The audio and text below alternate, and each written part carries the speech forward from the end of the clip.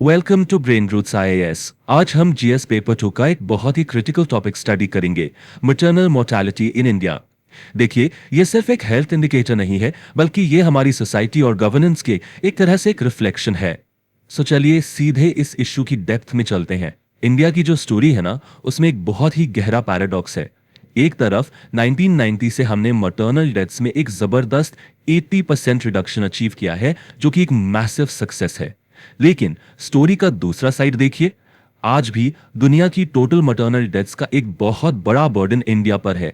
Just imagine 2023 में लगभग 24,700 women ने प्रेगनेंसी या चाइल्ड बर्थ के दौरान अपनी जान गंवाई। तो सवाल ही उठता है, इतनी फैंटास्टिक प्रोग्रेस के बावजूद ये हैवी बर्डन हम पर अभी तक क्यों है? इस वाई का आंसर ढूंढने से पहले हमें व्हाट को समझना पड़ेगा, राइट? यूपीएससी एग्जाम के लिए करेक्ट टर्मिनोलॉजी को समझना एब्सोल्युटली क्रूशियल है। तो चलिए सबसे पहले इन की मैट्रिक्स को डीकोड करते हैं, जिससे मटर्नल हेल्थ को मेजर किया जाता है। सबसे पहला और सबसे इंपॉर्टेंट टर्म, मैटरनल डेथ। अब डब्ल्यूएचओ की डेफिनेशन बहुत ही प्रिसाइज है। इसके अकॉर्डिंग मैटरनल डेथ का मतलब है the death of a woman while pregnant और within 42 days of termination of pregnancy. यहां दो चीजें नोट करने वाले हैं। नंबर 1, द 42 डे विंडो, यानी डिलीवरी के 42 डेज के अंदर। और नंबर 2, डेथ का कॉज प्रेगनेंसी से रिलेटेड या एग्रोवेटेड होना चाहिए। इसमें एक्सीडेंटल या इंसिडेंटल कॉजेज, जैसे कि फॉर एग्जांपल एक कार एक्सीडेंट, वो इंक्लूड नहीं होते। अच्छा, अब एक कॉमन कंफ्यूजन क्लियर करते हैं, एमएमआर वर्सेस एमएमआर रेट। ध्यान दीजिए, मैटरनल मोर्टेलिटी रेशियो यानी कि एमएमआर, ये हमारा स्टैंडर्ड गेज है। सिंपल वर्ड्स में, it is the number of maternal deaths per 100,000 live births. Basically ये चाइल्ड बर्थ की सेफ्टी को मेजर करता है।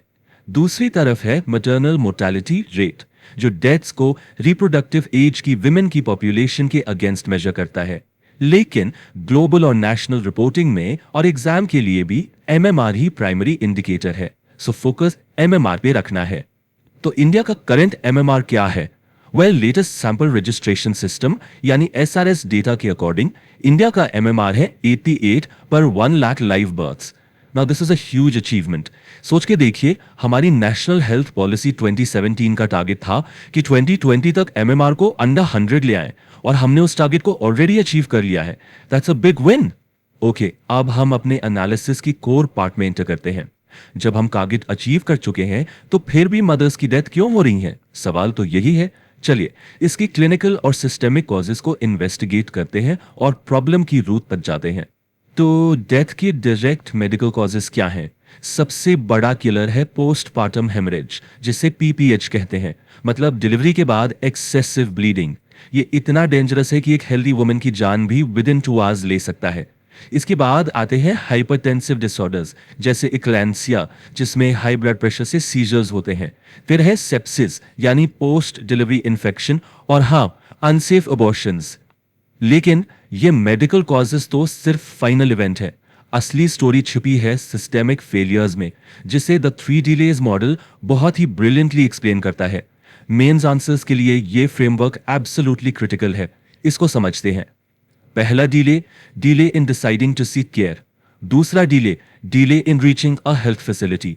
और तीसरा और सबसे frustrating delay, delay in receiving adequate care at the facility. हर एक डिले एक लाइफ थ्रेटनिंग बॉटलनेक बन जाता है। और ये डिलेज आसमान से नहीं टपकती, इनके पीछे हैं डीप सोशियो कल्चरल बैरियर्स। एक शॉकिंग फैक्ट, इंडिया में ऑलमोस्ट 52% प्रेग्नेंट वुमेन एनीमिक है, यानी उनमें खून की कमी है, जो पीपीएच के रिस्क को सीधा सीधा मल्टीप्लाई कर देता है। फिर है अर्ली मैरिज, जिससे होती हैं एडोलेसेंट प्रेगनेंसीज, जहां कॉम्प्लिकेशंस का रिस्क सबसे हाई होता है। और एक बहुत बड़ा फैक्टर है सी सेक्शन फियर। इस डर की वजह से फैमिलीज हॉस्पिटल जाने में तब तक डिले करती रहती हैं जब तक सिचुएशन क्रिटिकल ना हो जाए। इंडिया की एमएमआर की कहानी असल में एक नहीं, अ टेल ऑफ 2 इंडियाज है। एक तरफ है द अचीवर्स, केरला, महाराष्ट्र, तमिलनाडु जैसे स्टेट्स, जिनका एमएमआर 70 से भी कम है।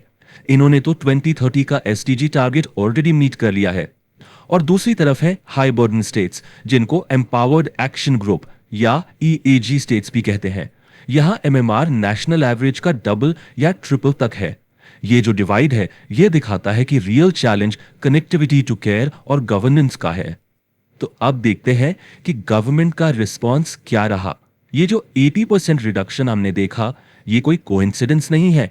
इसके पीछे एक massive multi pronged policy counter attack है।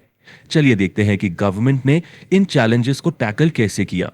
सबसे पहली स्ट्रैटेजी थी 3 डिलेज मॉडल के फर्स्ट और सेकंड डिले को एड्रेस करना। कैसे? इंस्टीट्यूशनल डिलीवरी को इंसेंटिवाइज करके। जननी सुरक्षा योजना यानी JSY एक कंडीशनल कैश ट्रांसफर स्कीम है जो विमेन को हॉस्पिटल में डिलीवरी के लिए फाइनेंशियल इंसेंटिव देती है। और जननी शिशु सुरक्षा कार्यक्रम यानी JSSK, इसके अंदर तो delivery, C section, drugs, blood, transport सब कुछ एब्सोल्युटली फ्री है ताकि पैसा या ट्रांसपोर्ट रुकावट ना बने। स्ट्रैटेजी नंबर 2 थी प्रिवेंशन पर फोकस करना, मतलब एक वुमेन के लेबर रूम पहुंचने से पहले ही उसकी हेल्थ इंप्रूव करना। इसके लिए है प्रधानमंत्री सुरक्षित मातृत्व अभियान या PMSME, जिसके अंडर हर महीने की 9th को फ्री स्पेशलिस्ट चेकअप्स होते हैं ताकि हाई रिस्क प्रेगनेंसीज को अर्ली आइडेंटिफाई किया जा सके। इसके साथ है PMMVY 2.0, जिसमें कैश बेनिफिट्स मिलते हैं वेज लॉस को कॉम्पेंसेट करने और न्यूट्रिशन इंप्रूव करने के लिए। रिसेंट ईयर्स में फोकस शिफ्ट हुआ है थर्ड डिले को एड्रेस करने पर, यानी द क्वालिटी ऑफ केयर। सिर्फ फैसिलिटी तक पहुंचना काफी नहीं है, इसके लिए है लक्ष्य प्रोग्राम जो लेबर रूम क्वालिटी पर फोकस करता है। इसमें एक बहुत ही सुंदर कॉन्सेप्ट है रिस्पेक्टफुल मैटरनिटी केयर। और फिर है सुमन स्कीम। ये एक जीरो टॉलरेंस पॉलिसी है जिसके तहत किसी भी मदर या न्यूबॉर्न को सर्विसेज डिनाई नहीं की जा सकती। No excuses. सो अब हम अपने एनालिसिस के फाइनल लेग में हैं, द फाइनल माइल, मतलब आखिरी पड़ाव। 2030 का सस्टेनेबल डेवलपमेंट गोल अचीव करने के लिए आगे का रास्ता क्या है? अब फाइट क्वांटिटी की नहीं है, अब फाइट है क्वालिटी की। द नेक्स्ट बिग शिफ्ट वो ये है कि हमने क्वांटिटी की प्रॉब्लम को to a large extent solve कर लिया है। आज इंडिया में नियरली 89% डिलीवरीज इंस्टीट्यूशनल है, यानी हॉस्पिटल्स में होती हैं। अब चैलेंज है क्वालिटी का। हमें यह इंश्योर करना है कि हर हेल्थ फैसिलिटी में वो ब्लड बैंक हो, वो स्पेशलिस्ट हो और वो एम्पैथी हो जो एक जिंदगी बचाने के लिए जरूरी है। आखिर में इस एक थॉट को हमेशा याद रखना जरूरी है, a woman should not be risking her life to give life. Maternal mortality सिर्फ एक हेल्थ स्टेटिस्टिक नहीं है, ये एक फंडामेंटल ह्यूमन राइट्स इशू है। किसी को भी जिंदगी देने के लिए अपनी जिंदगी रिस्क पर नहीं लगानी चाहिए। तो मैं इस एनालिसिस को एक सवाल के साथ एंड कर रहा हूं जिसके बारे में सोचना बहुत जरूरी है। From a successful scheme to a successful system, हम स्कीम्स की सक्सेस से एक सक्सेसफुल और क्वालिटी ड्रिवन सिस्टम की तरफ कैसे मूव कर सकते हैं ताकि 2030 का टारगेट अचीव हो सके। अगर ये लेक्चर हेल्पफुल लगा तो चैनल को लाइक, शेयर और सब्सक्राइब जरूर करें।